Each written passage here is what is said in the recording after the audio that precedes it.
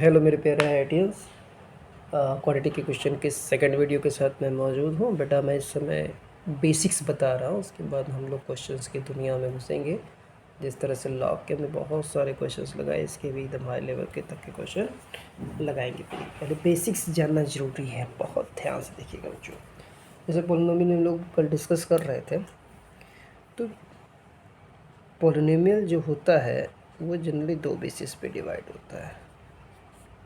पहला जो होता है पॉलिनोमियल जो तो जनरली दो बेसिस पे, on the basis of degree, on the basis of degree. दूसरा होता है ऑन द बेसिस ऑफ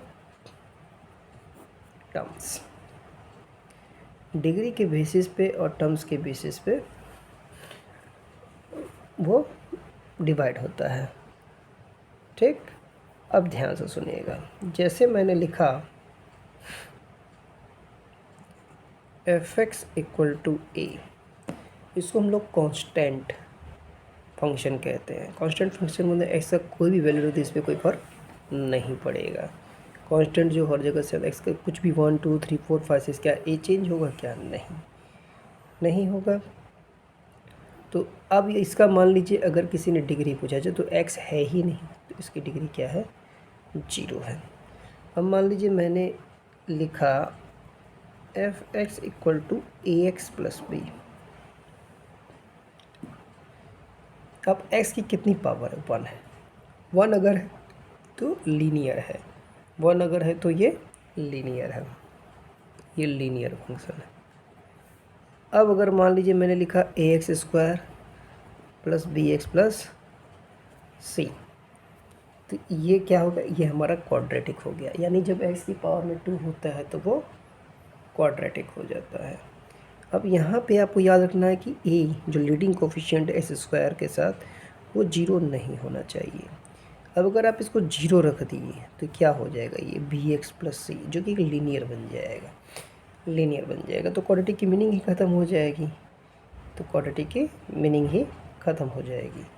इसके बाद क्यूबिक होता है, बाय क्वाड्रेटिक, ये सब हम लोग जानते हैं। चलिए, कभी कभी जैसे मान लीजिए हमको ये दिया हुआ है एक्स स्क्वायर। अब अगर मैं x की जगह माइनस एक्स रखूँ बच्चों, तो कोई फ़र्क पड़ेगा क्या?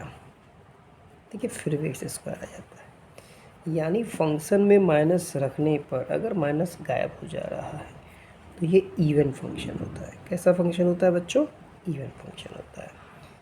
लेकिन आप यहीं पे देखिए, अगर मैंने एक्स क्यूब में वैल्यू रखा तो माइनस बाहर आ गया। अगर ये माइनस बाहर आ गया बच्चों तो ये ऑड फंक्शन हो गया, ऑड फंक्शन हो गया। और ट्रिग्नोमेट्री में ना आप लोगों ने पढ़ा होगा साइन माइनस एक्स। सोचिए, साइन माइनस एक्स से ज़्यादा होगा फोर्थ क्वाड्रेंट बनता है। फोर्थ क्वाड्रेंट साइन की वैल्यू क्या होती है? नेगेटिव होती है। ठीक, क्या हो गया? ऑड फंक्शन हो गया। यहीं पे अगर आपने कॉस माइनस एक्स लिया तो कॉस क्या होता है? माइनस को खा जाता है, या इसमें कॉस और सेक प्लस होता है, तो ये कॉस एक्स हो जाता है, यानी इवन फंक्शन हो गया। ठीक, आई होप सबको क्लियर हो रहा होगा, ये इवन फंक्शन हो गया। अब आगे बढ़ते हैं। अब टर्म्स के बेसिस पे आगे बहुत सारे रहेंगे, उसको हम लोग धीरे धीरे पढ़ते रहेंगे। टर्म्स के बेसिस पे टर्म, जैसे मान लीजिए हमने लिखा एक सिंगल टर्म का लिखा क्वेश्चन, मान लीजिए एक्स स्क्वायर लिखा, तो कितने टर्म है? एक टर्म है, यानी मोनोमियल हो गया। एक्स स्क्वायर प्लस 2x लिखा, कितने टर्म है? 2 टर्म है, तो बाइनोमियल हो गया। ठीक, इसी तरह 3 टर्म रहेगा तो ट्राइनोमियल, 4 टर्म रहेगा तो पॉलिनोमियल। आगे चलते जाएंगे हम लोग इस तरह से। अब देखिए, एक छोटे छोटे टर्म्स आपको याद रखने हैं, कभी कभी क्वेश्चन से पूछता है। जैसे मान लीजिए है मोनिक पॉलिनोमियल, ये क्या होता है? ये कौन सी बला आ गई? देखिए मोनिक पॉलिनोमियल क्या होता है? जब leading coefficient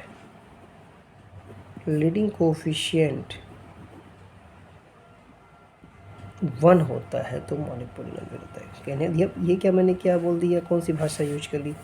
x to the power 5 minus 3x square plus 2x minus 9 लिख दिया। देखिए सबसे बड़ी डिग्री क्या है, X square, X to the power 5 है, इसके साथ कोफिशिएंट क्या है, 1 है, ये मोनोपोलिनोमियल है। ठीक, ये मोनोपोलिनोमियल आ गया। अब हम लोग आते हैं क्वाड्रेटिक फंक्शन की दुनिया में।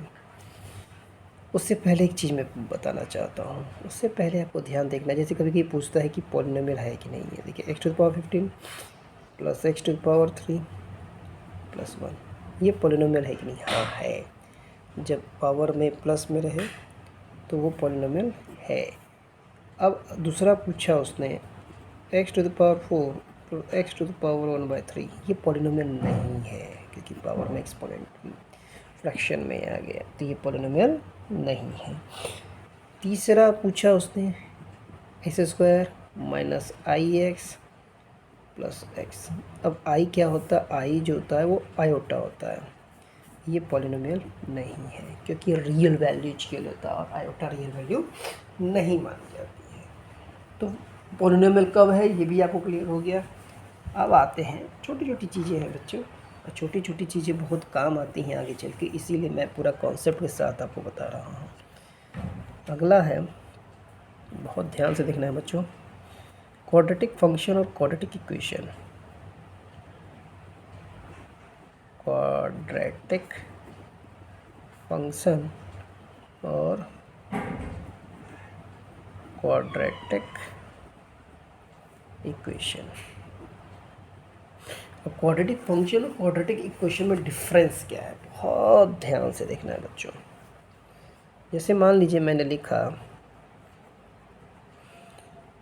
F x equal to e x square plus b x plus c, और एक तरफ मैंने लिख दिया a x square plus b x plus c equal to 0। देखिए फंक्शन हो गया और फंक्शन के साथ अगर 0 लगा दिया तो इक्वेशन। जब मैंने बिना 0 के लिखा तो फंक्शन हो गया और 0 के साथ लगा दिया तो इक्वेशन हो गया। इतना तो आपको क्लियर हो गया होगा। अब यानी क्वाड्रेटिक फंक्शन है, जब इक्वल टू 0 हो गया तो इक्वेशन हो गया। अब हम लोग क्या करते हैं, ध्यान से देखिएगा। अब हम लोग बात करते हैं रूट्स पे और जीरोज पे, रूट्स पे और जीरोज पे। बहुत ध्यान से सुनिएगा बच्चों, ये छोटी छोटी चीज़ें हैं जो कभी दिमाग को स्ट्राइक नहीं कर, क्लास 10th के लेवल में लोग पढ़ते हैं लेकिन ये सब चीज़ें स्ट्राइक नहीं करती। रूट्स, मान लीजिए मैंने एक इक्वेशन लिया S square minus 5x plus 6 equal to 0, इधर भी ले लिया S square minus 5x plus 6। ठीक, अब यहाँ पे कुछ सोचना क्या रखने पे 0 आएगा। मान लीजिए अगर 1 रखा मैंने, अगर मैंने 1 रखा तो 1 का स्क्वायर माइनस 5 इंटू 1 प्लस 6, तो आप देख रहे हैं 1 माइनस 5 प्लस 6 0 नहीं आ रहा है। 2 रख के देखा जाए, 2 का square minus 5 into 2 plus 6, 4 plus 6 10 आ रहा है, 4 प्लस 6 10 माइनस 10 आ रहा है। क्या रखने पे आ रहा है, 2 रखने पे आ रहा है, तो 2 इसका रूट्स हो गया। यानी इक्वेशन में अगर वैल्यू रखने पर 0 आ रही है तो वो उसकी रूट्स हैं। जैसे 3 रखने पे भी 0 आएगा, देख लीजिए 3 का स्क्वायर माइनस 5 इंटू 3 प्लस 6, 3 का स्क्वायर 9 करेंगे बच्चों, और 9 प्लस 6 15 आएगा, 15 माइनस 15 0 आ जाएगा। 2 रखने पे भी आ गया 0, 3 रखने पे भी 0 आ गया। जब रखने पे 0 के इक्वल आ जाए, इक्वल टू 0 आ जाए, तो वो उसके रूट्स हैं किसमें, जब इक्वेशन में आप रखते हैं। सेम यही चीज़ अगर आप इधर रखेंगे तो आपने देखा 2 रखने पे 0 आ रहा था, और क्या नाम है 3 रखने पे 0 आ रहा था। 2 रखा तब 0 हो गया, 3 रखा तो 0 हो गया, इसको 0 हो गया। आई होप सो आपको क्लियर हुआ होगा कि जब हम लोग इक्वेशन में वैल्यू रखने पे 0 आता है तो वो रूट्स होते हैं, जब फंक्शन में वैल्यू रखने पे 0 आता है तो वो उसके जीरोज होते हैं। ठीक, एकदम अच्छे से आपको क्लियर हुआ होगा बच्चों। अब हम लोग क्या करेंगे अगले वीडियो में, और इसके आगे डिटेल में पढ़ेंगे, इसलिए मैं बहुत आराम से धीरे धीरे बच्चों बता रहा हूँ। एक एक कॉन्सेप्ट अगर आपके दिमाग में बैठ गया तो आप बहुत अच्छे से किसी भी क्वेश्चन को लगा लेंगे। चलिए, थैंक यू।